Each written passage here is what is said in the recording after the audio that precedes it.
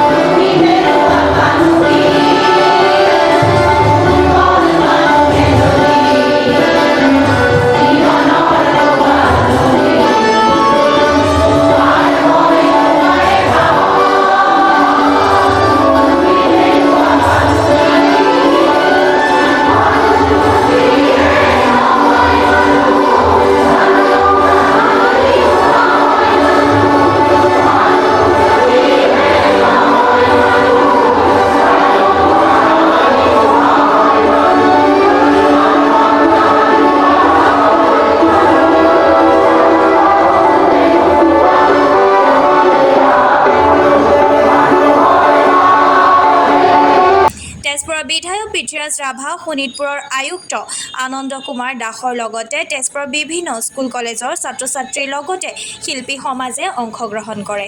সমগ্ৰ অসমৰ লগতে তেজপুৰতো ভাৰতৰত্ন সুধাকণ্ঠ ডক্টৰ ভূপেন হাজৰিকাৰ শতবাৰ্ষিকী উদযাপন সমিতিৰ জৰিয়তে আজি পুৱা তেখেতক আমি শ্ৰদ্ধাঞ্জলি জ্ঞাপন কৰোঁ, তেখেতৰ প্ৰতিমূৰ্তিক।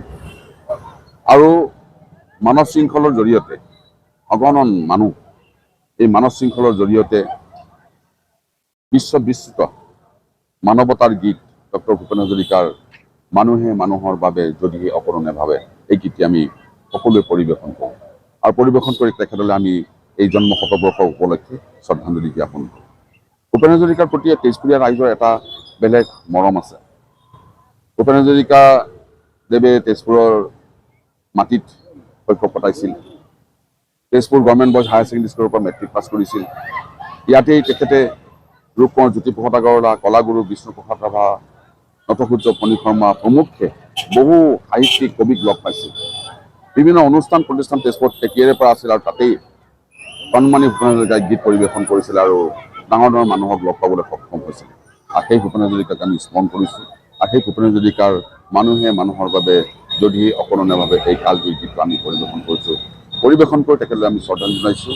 আৰু সেই গীতটি হ'ল মানুহে মানুহৰ বাবে যদিহে অকণো নেভাবে, অকণি সহানুভূতিৰে ভাবিব কোনেনো কোৱা সমনীয়া, মানুহে মানুহৰ বাবে।